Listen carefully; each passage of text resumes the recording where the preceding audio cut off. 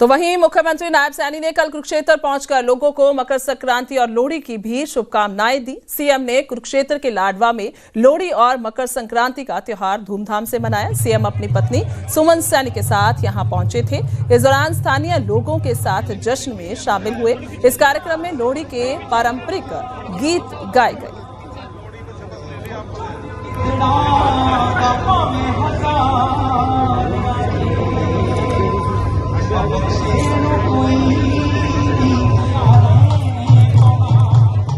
माछीवाड़ा साहिब में नमन करने का मुझे अवसर मिला है, जहां इतिहास केवल पढ़ा नहीं जाता बल्कि उस ऐतिहासिक भूमि पर इतिहास को वहां पर महसूस किया जाता है।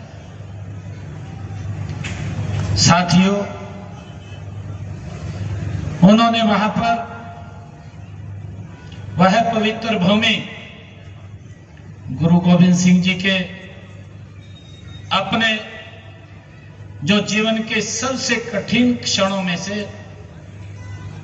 उन्होंने धैर्य, साहस और विश्वास को पवित्र भूमि पर मुझे जाने का अवसर मिला है, जहां गुरु गोविंद सिंह जी ने उस पवित्र भूमि पर कहा था कि मित्र प्यारे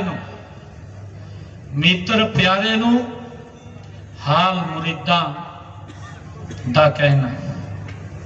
पर नमन करने का मुझे अवसर मिला और मुझे खुशी है कि उसके बाद सीधा लाडवा के इस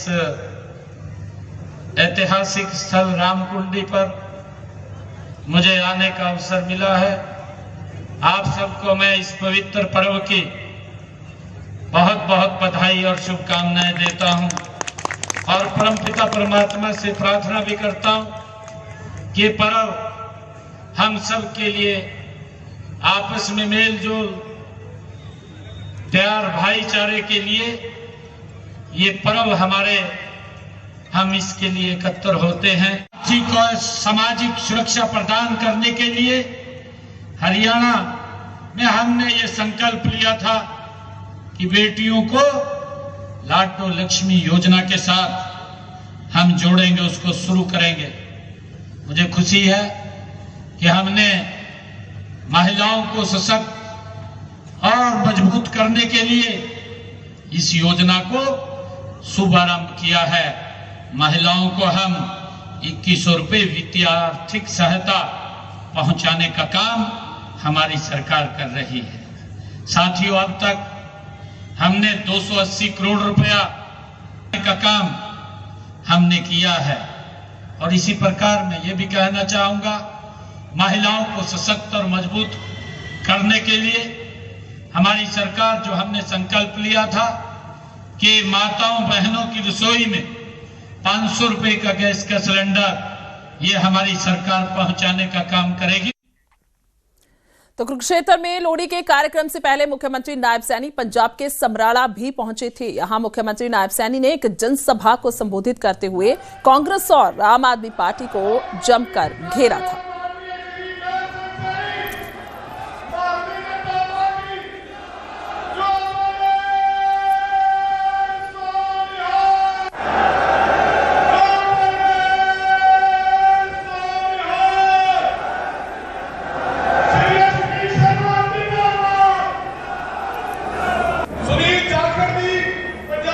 साडी सरकार ने किसान दी अगर फसल का खराबा हुआ 15,500 करोड़ रुपया किसानों को देने का काम किया है।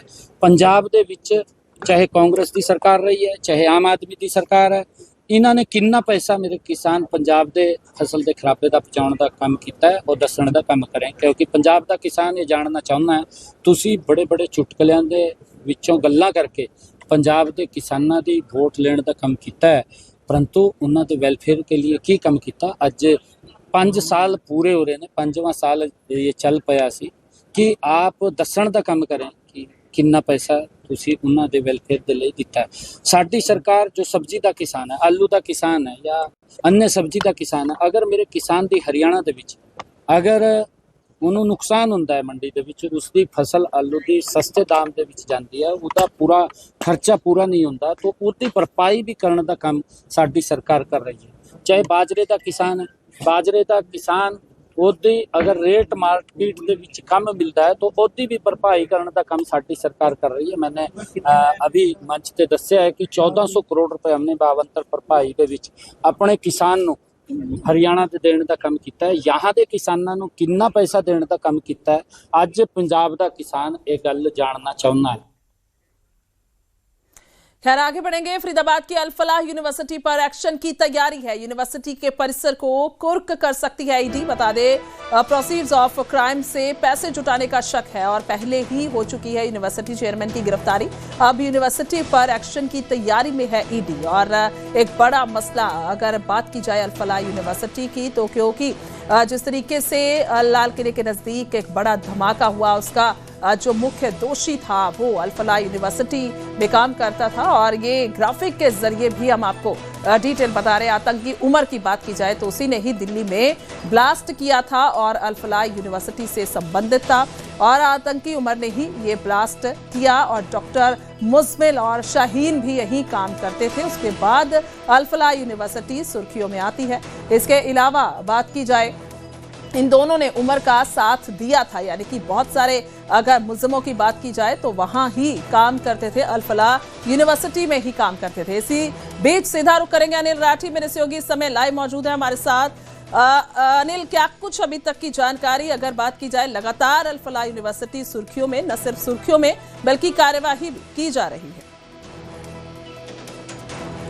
जी बिल्कुल, देखिए बात करी जाए अल फलाह यूनिवर्सिटी की तो लगातार जिस तरीके से ईडी का शिकंजा कही जाए, एनआईए का जांच कही जाए, या फिर तमाम जांच एजेंसियों की बात कर जाए, तो लगातार जो है वो ईडी निशाने पर है, ईडी के निशाने पर है ये अल फलाह यूनिवर्सिटी, क्योंकि इसी यूनिवर्सिटी के अंदर जो है वो तमाम आतंकवादी गतिविधियों को अंजाम दिया गया था। तमाम जो आतंकी मॉड्यूल तैयार किया गया था वो सारा इसी यूनिवर्सिटी के अंदर तैयार किया गया था। जब से ही जो है वो इसकी जांच लगातार जारी है, लगातार एनआईए, लगातार ईडी जो है वो सभी ईडी, हालांकि नवंबर में जो है पिछले साल नवंबर के अंदर जो है वो इसके जो मालिक हैं संशोधन इसमें गिरफ्तार हो चुके हैं, अहमद सिद्दीकी और नवाज सिद्दीकी। तो कह सकते हैं कि फिलहाल तमाम चीज़ें जो हैं वो इस यूनिवर्सिटी के खिलाफ होती हुई दिखाई दे रही हैं। और इसी में अब एक और बड़ा खुलासा ये हुआ है कि जिस तरीके से जो फंडिंग का पैसा था, जो टेरर मॉड्यूल का पैसा था, वो पैसा भी कहीं ना कहीं इस यूनिवर्सिटी की कई इमारतों में इस्तेमाल किया गया है, क्योंकि